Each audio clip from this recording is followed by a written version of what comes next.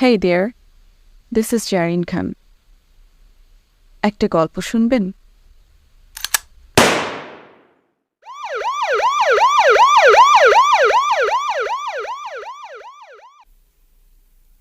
অধ্যায় ১৬।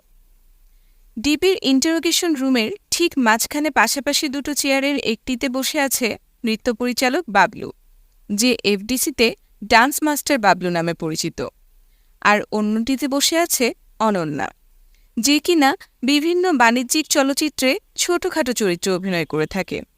তাদের উল্টো দিকে একটি চেয়ারে বসা এসি ডিবি রায়হান সিদ্দিকী, তার পেছনে দাঁড়িয়ে রয়েছে এসআই বাদল এবং এএসআই রাহাত। ইতোমধ্যেই এই দুজনের সঙ্গেই পরিচয় পর্ব সেরে ফেলেছে রায়হান। বাবলু অল্প কিছুদিন হল নৃত্য পরিচালক হিসেবে কাজ করছে। এর আগে সে কাজ করত আরেকজন নৃত্য পরিচালকের সহকারী হিসেবে, যাকে সবাই ওস্তাদ নামে চিনে। নামটা শোনার সঙ্গে সঙ্গেই রায়হানের চোখের সামনে একটি দৃশ্য ভেসে ওঠে। পুলিশের পোশাক পরিহিত, লাল চুল এবং লাল ফ্রেঞ্চ কাট দাড়িওয়ালা একজন লোক হাত তুলে বলছে, আপনি এই কাজটি করতে পারেন না। দৃশ্যটি কোন সিনেমার তা জানে না রায়হান, তবে সামাজিক যোগাযোগ মাধ্যমে এই দৃশ্য নিয়ে প্রচুর হাসাহাসি হয়েছে এবং এখনও হয়। সেই সূত্রেই ওস্তাদ অভিনীত এই দৃশ্যটির সাথে পরিচিত সে। যাই হোক, মাদক সাম্রাজ্যের বেশ কিছু রাঘব বোয়ালদের সঙ্গে বড় রকমের ঝামেলায় জড়িয়ে পড়ার পর এই ওস্তাদ দেশের বাইরে গিয়ে গা ঢাকা দিয়েছে প্রায় মাস চারেক আগে, আর এদিকে তার জায়গা নিয়ে নিয়েছে ডান্স মাস্টার বাবলু। এরই মধ্যে গোটা ৫ সিনেমায় নৃত্য পরিচালক হিসেবে কাজ করে ফেলেছে সে। পরিচয় পর্ব তো হলো বাবলু সাহেব, রায়হান মোলায়েম স্বরে বলল। এখন বলুন তো, চিত্রনায়িকা হওয়ার স্বপ্ন নিয়ে এফডিসিতে আসা মেয়েদেরকে নায়িকা বানানোর আশ্বাস দিয়ে প্রডিউসারদের কাছে সাপ্লাই দেওয়ার কাজ কতদিন ধরে করছেন? রায়হানের আচমকা প্রশ্নে ভরকে গেল ডান্স মাস্টার বাবলু। চোয়াল ঝুলে পড়ল তার, চোখ বড় বড় করে তাকিয়ে রইল রায়হানের দিকে। ভরকে গেছে অনন্যা নামের মেয়েটিও। দু চোখে ভয়ার্ত দৃষ্টি নিয়ে একবার বাবলুর দিকে, আরেকবার রায়হানের দিকে তাকাতে লাগল সে। কি হলো বলুন? আপনি এইগুলা কি বলতেছেন স্যার? ভয়ে ভয়ে তোতলাতে লাগল বাবলু। আমি তো কিছুই বুঝতে পারতাছি না। রায়হান মৃদুভাবে মাথা ঝাঁকাল। বুঝতে ঠিকই পারছেন ডান্স মাস্টার সাহেব, কিন্তু মুখ খুলতে চাইছেন না। দেখুন, আপনাদের দুজনকে নিশ্চয়ই এমনি এমনি এখানে ডেকে আনিনি।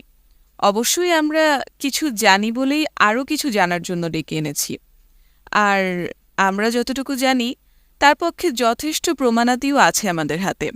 অতএব বুঝতেই পারছেন, আমরা যা কিছু জানতে চাই সব জানিয়ে দেয়াটাই আপনাদের জন্য মঙ্গলজনক হবে। পরস্পর মুখ চাওয়াচাওয়ি করল ডান্স মাস্টার বাবলু এবং উঠতি অভিনেত্রী অনন্যা। তারপর দুজনই অসহায় ভঙ্গিতে আবার এসি রায়হান সিদ্দিকীর দিকে তাকাল। ফ্যালফ্যাল করে তাকিয়েই রইল কয়েক মুহূর্ত। রায়হানও অপেক্ষা করতে লাগল দুজনের মধ্যে অন্তত একজনের মুখ থেকে কিছু শোনার জন্য। স্যার, মাফ কইরা দেন স্যার। হঠাৎ করেই দুহাত জোর করে অনুনয় বিনয় শুরু করল বাবলু। আল্লাহর দোহাই লাগে, আমারে কোনো কেস দিয়েন না। ডান্স ডিরেক্টরের কাজ কইরা আর কয় টাকা কামাই হয় বলেন স্যার? আমার তো বউ বাচ্চা আছে, আর তাই একটু বাড়তি রোজগারের জন্য বাধ্য হইয়া মাঝে মধ্যে এইসব কাজকাম করি। আল্লাহর কসম স্যার, আজকের পর থেকে আর করব না। কেন? আপনি যে কয়টা সিনেমায় কাজ করেছেন সবগুলোই তো বাণিজ্যিকভাবে সফল। সেগুলো থেকে তো আপনার বেশ বড় অঙ্কের সম্মানই পাওয়ার কথা। রায়হান জানতে চাইল, তাহলে বাড়তি রোজগারের জন্য অন্য এই রাস্তা ধরলেন কেন? কিসের সফল স্যার, কিসের সম্মানী? ঠোঁট উল্টে ফেলল ডান্স মাস্টার বাবলু। যেই সব সিনেমায় আমি কাজ পাই তার বেশিরভাগ সিনেমা থেকে বাজেটের সমান টাকা উঠে না।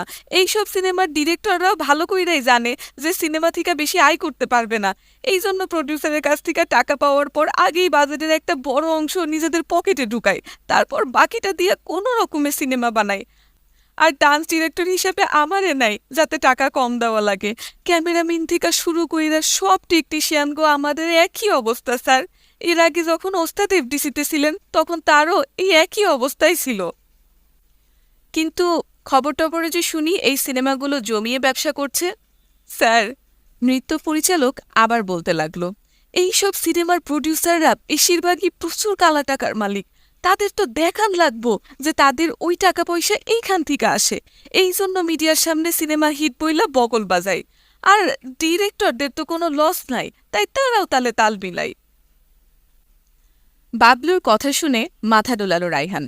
তারপর শীতল স্বরে বলল, এগুলো আমি সবই জানি, ইনফ্যাক্ট কম বেশি সবাই জানে, কিন্তু কারো কাছেই কোনো প্রমাণ নেই। তবে আপনার টাকার বিনিময়ে প্রডিউসারদের কাছে সিনেমার এক্সট্রাদেরকে শয্যাসঙ্গিনী হিসেবে পাঠানোর যে বিজনেস, সেটার কিন্তু যথেষ্ট প্রমাণ আছে। সেই প্রমাণসহ যদি আপনাকে কায়দা মতো ধরা হয়, তাহলে কিন্তু আপনার এই সমস্ত পর্যাপ্ত সম্মানই না পাওয়া, অর্থাভাবে বউ বাচ্চাকে দুবেলা খাওয়াতে না পারা ইত্যাদি কাহিনী আর কোনো কাজে আসবে না। অভিনেত্রী হওয়ার স্বপ্ন নিয়ে আসা মেয়েদেরকে নায়িকা হওয়ার লোভ দেখিয়ে যেভাবে আপনি অর্থ উপার্জনের মাধ্যম হিসেবে ব্যবহার করছেন, সেটা কত বড় অন্যায় আপনি জানেন? জি স্যার। এ পর্যায়ে কাঁদো কাঁদো হয়ে এলো বাবলুর কণ্ঠ। খোদার কসম স্যার, আজকের পর থেকে আর। আপনি তো বেশি দিন হয়নি অ্যাসিস্ট্যান্ট ডান্স ডিরেক্টর থেকে ডান্স ডিরেক্টর হয়েছেন। এফটিসির নৃত্য পরিচালককে মাঝপথে থামিয়ে দিয়ে রায়হান বলল, 3 থেকে খুব বেশি হলেও 3.5 মাসের মতো হয়েছে। তা এই সাইড বিজনেস নিশ্চয়ই আপনি মাত্র 4-5 মাস ধরে করছেন না? জি না স্যার, আগে যখন ওস্তাদের অ্যাসিস্ট্যান্ট ছিলাম তখন থেকেই করি। এবার হিসেব মিলছে। রায়হান ধীরে ধীরে মাথা দোলাল। আনোয়ার জাহান শান্ত সাহেবের আমি আছি আমি নেই সিনেমার ডান্স ডিরেক্টর ছিলেন ওস্তাদ, আর তার অ্যাসিস্ট্যান্ট হিসেবে ওই সিনেমায় আপনি কাজ করেছিলেন, তাই না? জি স্যার, জবাব দিল বাবলু। সৌরভ তরফদারের সঙ্গে আপনার লেনদেনের শুরুটা কি তাহলে ওখান থেকেই? ফ্যালফ্যাল করে কয়েক মুহূর্ত রায়হান সিদ্দিকীর মুখের দিকে তাকিয়ে রইল নৃত্য পরিচালক। এরপর পরস্পর মুখ চাওয়াচাওয়ি করল সে আর অনন্যা। রায়হানও এক নজর দেখে নিল অনন্যাকে। মেয়েটার চোখে মুখে ফুটে উঠেছে আতঙ্কের ছাপ। কি হলো, জবাব দিন। বাবলু কিছু বলছে না দেখে তাড়া দিল রায়হান। বাবলু আবার তাকালো রায়হানের দিকে। স্যার, উনি রাজনীতিবিদ মানুষ, ওনার সাথে আমার লেনদেনের ব্যাপারটা জানাজানি হইয়া গেলে উনি আমারে শেষ কইরা দিবে। উনি আপনার কিছুই করতে পারবেন না, আমরা আছি তো। রায়হান আশ্বস্ত করল ডান্স মাস্টার বাবলুকে। বলুন। অনন্যা ভয়ে ভয়ে একবার বাবলুর দিকে তাকাচ্ছে আর একবার রায়হানের দিকে তাকাচ্ছে। তার সমস্ত মুখমণ্ডলে ছিঁড়ে থাকা এই ভয়ের ছাপটার সঙ্গে রায়হান পরিচিত। শুধু রায়হান না, তার পেছনে দাঁড়িয়ে থাকা বাদল আর রাহাতও পরিচিত বেশ ভালোভাবেই। ভদ্রঘরের ছেলেমেয়েরা কোনো অপরাধ করে পুলিশের হাতে ধরা পড়ার পরে তাদের মুখে এই ছাপটা দেখা যায়। জি স্যার, ওনার সাথে আমার লেনদেনের শুরু ওই সিনেমা থেকেই। হ্যাঁ সূচক মাথা ঝাঁকিয়ে বলতে আরম্ভ করল ডান্স মাস্টার বাবলু। সিনেমার শুটিং দেখতে উনি 2-3 দিন আসছিলেন। এর মধ্যে একদিন একটা গানের দৃশ্যের শুটিং ছিল। ওই দিন ওস্তাদ সিনেমার কয়েকজন এক্সট্রারে নাচের স্টেপ দেখায় দেওয়ার দায়িত্ব আমারে দিয়া কই যেন গেছিলেন। ওই এক্সট্রাদের মধ্যে একজন ছিল অনন্যা। তো আমি যখন ওদেরকে নাচের স্টেপ দেখায় দিতেছিলাম, তখন সৌরভ তরফদার আমারে ডাকছিলেন। আমি যাওয়ার পরে উনি অনন্যারে দেখায় আমারে বললেন যে ওরে লাগবো, আমি যদি ব্যবস্থা কইরা দিতে পারি তাইলে আমারে অনেক টাকা দিবেন। তারপর থেকে আপনি নিয়মিত ব্যবস্থা করে দিতে লাগলেন, তাই তো? বাবলু মাথা নিচু করে ফেলল। মেঝের দিকে তাকিয়ে প্রায় শোনা যায় না এরকম কণ্ঠস্বরে সে বলল, জি জি স্যার। স্যার, এই প্রথম কোনো কথা বেরোলো অনন্যার মুখ থেকে। বাবলুর দিক থেকে দৃষ্টি সরিয়ে তার দিকে তাকালো রায়হান। হ্যাঁ বলুন, আমি এমনিতেও আপনার কাছেই আসছিলাম একটু পর। নিজের দুহাত কচলাতে কচলাতে অসহায় ভঙ্গিতে অনন্যা বলতে লাগল, প্লিজ স্যার, আমার বাসায় কিছু জানাবেন না। 3 বছর আগে অনেক কষ্টে বাবা মাকে রাজি করিয়ে নায়িকা হওয়ার জন্য ঢাকায় এসেছিলাম, কিন্তু 3-4 বছর ধরে স্ট্রাগল করার পরেও জুনিয়র আর্টিস্ট থেকে আর বেশি কিছুই হতে পারিনি। এরপর বাবলু ভাই যখন আমাকে বললেন যে এই প্রডিউসারকে খুশি করতে পারলে তার পরের সিনেমায় আমাকে নায়িকা বানাবে, প্রচণ্ড ঘেন্না হলেও একটা পর্যায়ে আমি আর আপত্তি করতে পারিনি। আপনি বলেন স্যার, আমার আর কি করার ছিল? শেষের কথাটা বলতে গিয়ে খানিকটা কাদো কাদো হয়ে এলো অনন্যার মুখমণ্ডল। ছলছল করে উঠল তার চোখজোড়া। মেয়েটার কথাবার্তা শুনে মনে হচ্ছে যথেষ্ট শিক্ষিত পরিবারের মেয়ে। মনে মনে ভাবল রায়হান সিদ্দিকী। একটা দীর্ঘশ্বাস ছাড়ল সে। তারপর কোমল স্বরে বলল, নায়িকা হওয়ার জন্য কি করার ছিল তা তো জানি না মিস অনন্যা, কিন্তু আত্মসম্মান রক্ষার জন্যে আপনার অনেক কিছুই করার ছিল। খানিক নড়েচড়ে বসল রায়হান। যাই হোক, গত পরশুর আগের রাতে কি আপনি সৌরভ তরফদারের বাড়িতে ছিলেন? ডান হাতের উল্টো পিঠ দিয়ে নিজ ভিজে ওঠা চোখ দুটো মুছে নিয়ে হ্যাঁ সূচক মাথা নাড়ল অনন্যা। মুখে কিছুই বলল না। ওই দিনও মজনুই এসে নিয়ে গিয়েছিল আপনাকে? এবারেও মুখে কিছু না বলে কেবল মাথার ওপর নিচে দোলাল সে। রাত কটা বেজেছিল তখন? অনন্যা জবাব দিল, 11:30টার মতন। কোথা থেকে পিক আপ করেছিল আপনাকে? হাতিরঝিলের চক্রাকার বাস স্ট্যান্ড থেকে। বাবলু ভাই প্রত্যেকবার ওইখান থেকেই আমাকে মজনু ভাইয়ের সাথে গাড়িতে তুলে দেন। আবার পরের দিন খুব ভোরে ওইখানেই অপেক্ষা করতে থাকেন মজনু ভাই আমাকে নিয়ে ফিরে আসা পর্যন্ত। আচ্ছা, তরফদার সাহেবের বাড়িতে যখন পৌঁছেছিলেন তখন কটা বাজে? মনে করার চেষ্টা করল অনন্যা। যতদূর মনে পড়ে 12টার কাছাকাছি বেজেছিল স্যার। রায়হান দ্রুত একটা হিসেব কষে ফেলল মনে মনে। অটোপসি রিপোর্ট অনুযায়ী সবুজের মৃত্যু হয়েছিল রাত 11টা থেকে 12টার মধ্যে। রায়হান হিসেব করে দেখল 11টার দিকে কেরানীগঞ্জে সবুজকে খুন করে রেখে 11:30টার মধ্যে হাতিরঝিলের চক্রাকার বাস সার্ভিসের স্টপেজে এসে পৌঁছানো সম্ভব কিনা। না, সম্ভব না। পরে তরফদার ভিলা থেকে বের হয়েছিলেন কখন? জানতে চাইল রায়হান সিদ্দিকী। অনন্যা জবাবে বলল, পরের দিন ভোর 5টার দিকে। মজনু ভাই অন্যান্য দিনের মতো সেই দিনও আমাকে গাড়িতে করে ওই জায়গায় নামিয়ে দিয়ে গিয়েছিলেন। বাবলু ভাই আগে থেকেই ওখানে অপেক্ষা করছিলেন। আমাকে নামিয়ে দিয়ে বাবলু ভাইকে তার পাওনা টাকা বুঝিয়ে দিয়ে গাড়ি নিয়ে চলে গিয়েছিলেন মজনু ভাই। তার মানে গত পরশুর আগের দিন রাত 12টা থেকে গত পরশু ভোর 5টা পর্যন্ত পুরোটা সময় আপনি তরফদার সাহেবের সঙ্গেই ছিলেন? একটা লজ্জিত ভাব ফুটে উঠল উঠতি অভিনেত্রীর মুখে। জি স্যার। এই সময়ের মধ্যে তরফদার সাহেবের কাছে কি কোনো ফোন কল এসেছিল, কিংবা তিনি কাউকে কল করেছিলেন? না স্যার, আমার সাথে থাকলে উনি ফোন বন্ধ করে রাখেন। ওই রাতেও তাই করেছিলেন। কোনো কারণে চিন্তিত মনে হচ্ছিল তাকে সেই রাতে? ডানে বায়ে মাথা নাড়ল অনন্যা। জি না স্যার। ডান হাতের তালু দিয়ে নিজের থুতনি ডলতে লাগল রায়হান, যার অর্থ গভীরভাবে কিছু চিন্তা করছে সে। তার কপালে চিন্তার ভাঁজগুলো গাঢ় হয়ে উঠল। পিনপতন নীরবতার মধ্য দিয়ে কেটে গেল বেশ খানিকক্ষণ। একটা পর্যায়ে সে নীরবতা ভাঙল রায়হান নিজেই। আচ্ছা, তরফদার সাহেবের বাড়িতে তো সবসময়ই আপনার জন্য এক সেট পোশাক থাকে, তাই না? যেটা পরে পরের দিন ভোরে আপনি আবার ফিরে আসেন। রায়হানের এরকম প্রশ্নে যার পরনায় অবাক হয়ে উঠল উঠতি অভিনেত্রী অনন্যা। জি স্যার, আসলে যেই ড্রেস পরে ওনার ওখানে যাই বেশিরভাগ সময়ই ওই জামাটা নষ্ট হয়ে যায়, বুঝেনি তো, তাই পরের দিন অন্য ড্রেস পরে বের হতে হয়। মাথা দোলাল রায়হান। গত পরশুর আগের দিন সম্ভবত আপনি আকাশি রঙের একটা ড্রেস পরে গিয়েছিলেন তরফদার ভিলায়। না স্যার, আকাশি রঙের ড্রেস না। অনন্যা শুধরে দিল, খয়েরি রঙের একটা ড্রেস। মুচকি হাসল রায়হান সিদ্দিকী। মেয়েটা সত্যি কথাই বলছে। ঠিক আছে অনন্যা। রায়হান বিদায় সম্ভাষণ জানানোর ভঙ্গিতে বলল, আপনি তাহলে আসুন। অসংখ্য ধন্যবাদ আমাদেরকে সহযোগিতা করার জন্য। আবার দুহাত কচলাতে লাগল মেয়েটা। ইতস্তত ভঙ্গিতে সে বলল, স্যার। হ্যাঁ বলুন। প্লিজ স্যার, আমার বাসায় কিছু জানাবেন না। আপনাদের আরও যা যা জানার আছে আমি সব বলবো, কিন্তু।